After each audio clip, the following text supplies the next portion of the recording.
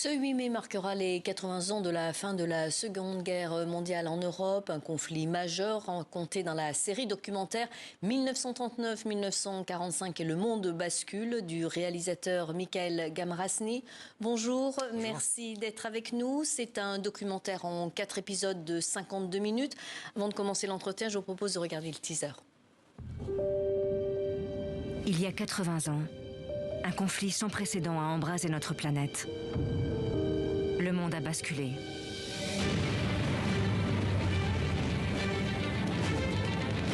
Jamais une guerre n'a été si intense et si brutale. Un déchaînement de feu et d'acier. De courage et de cruauté.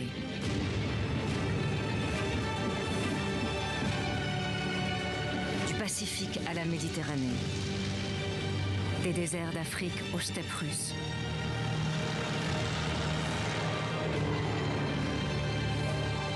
La guerre a broyé des peuples et forgé des empires.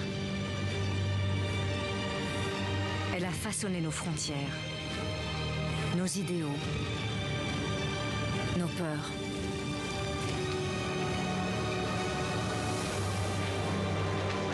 La Seconde Guerre mondiale a fabriqué le monde que vous connaissez.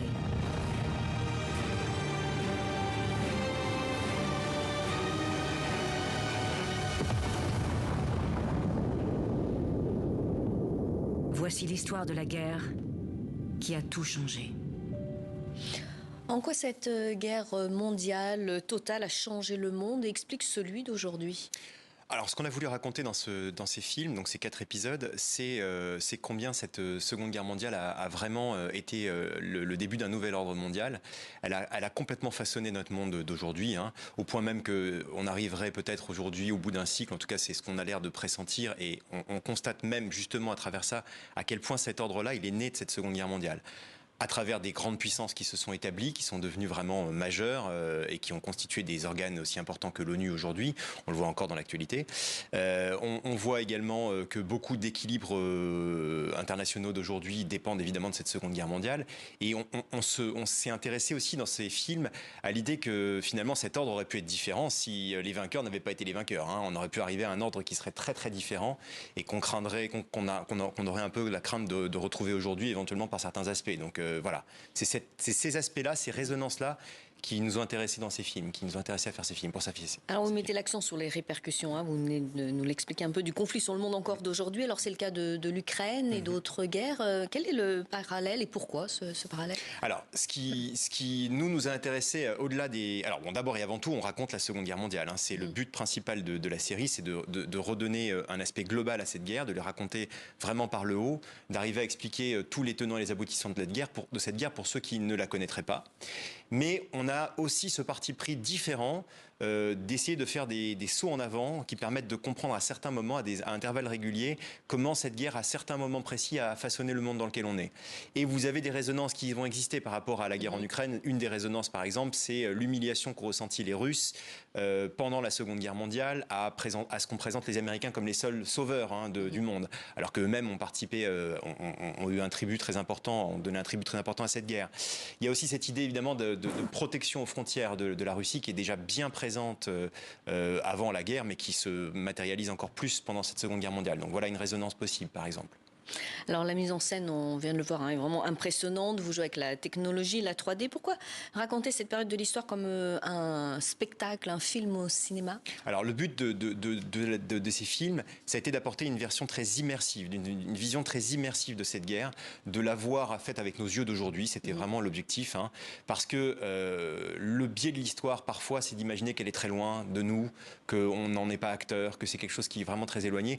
Là, l'idée, c'était de la rapprocher. Donc la colorisation, la sonorisation des archives, ça, le fait de choisir des archives aussi pour leur côté immersif, avec des façons de filmer de l'époque qui sont parfois très proches de celles qu'on peut avoir aujourd'hui, avec des drones, par exemple, si on reprend l'exemple de l'Ukraine, c'était vraiment un objectif aussi, hein, de rapprocher tout ça de nous, d'autant plus que la génération qui a vécu cette Seconde Guerre mondiale, elle est en train de s'éteindre aujourd'hui. Donc vraiment, c'est rapprocher tout ça de notre quotidien aujourd'hui pour qu'on comprenne que cette dimension de guerre, elle est toujours à l'œuvre, hein. Elle peut toujours exister, elle peut toujours réapparaître sous une forme ou sous une autre. Alors vous nous plongez vraiment, vous venez de nous l'expliquer, à l'intérieur, ce sont des images filmées de l'intérieur. Qui filmait ces guerres ? Alors vous avez des opérateurs de l'armée, hein, dans toutes les armées vous avez des opérateurs, hein, ce qui fait que vous avez des centaines et des centaines d'heures sur la Seconde Guerre mondiale, puisque tous les pays belligérants avaient leurs propres opérateurs qui filmaient. Donc c'est vraiment les mêmes logiques qu'aujourd'hui, si ce n'est que voilà, le journalisme de l'époque il existe très peu, sauf vers le début et vers la fin de la guerre où vous avez vraiment des reporters qui réémergent. Mais c'est surtout les caméras de l'armée, hein, dans les différents pays, avec des logiques. Hein, voilà, parfois on va faire des butins de guerre, on va récupérer les caméras, on va récupérer les films qui sont constitués par les armées ennemies pour les faire disparaître, par exemple.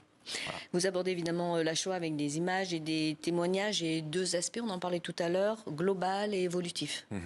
Donc en fait, la Shoah, c'est une thématique qu'on va retrouver dans beaucoup de films sur la Seconde Guerre mondiale. Il y a eu énormément de films évidemment sur la Seconde Guerre mondiale. L'idée de cette série, c'est d'apporter vraiment une dimension globale et d'avoir la totalité du conflit, faire l'histoire totale de cette Seconde Guerre mondiale. La Shoah fait partie, c'est une des dimensions importantes évidemment de ce conflit, c'est pas la seule. Et là, ce qu'on a voulu montrer, c'est à quel point sa dimension est aussi globale. C'est-à-dire qu'on va pas avoir une vision simplement franco-centrée par exemple de la Shoah ou germano-centrée, on va la présenter dans sa dimension européenne, globale, puisque à partir du moment où les nazis ont la conquête totale de l'Europe en 1942, c'est là qu'ils vont appliquer leur projet génocidaire dans sa totalité. Ils l'appliquent par strates auparavant, mais c'est vraiment à ce moment-là qu'on en prend la mesure.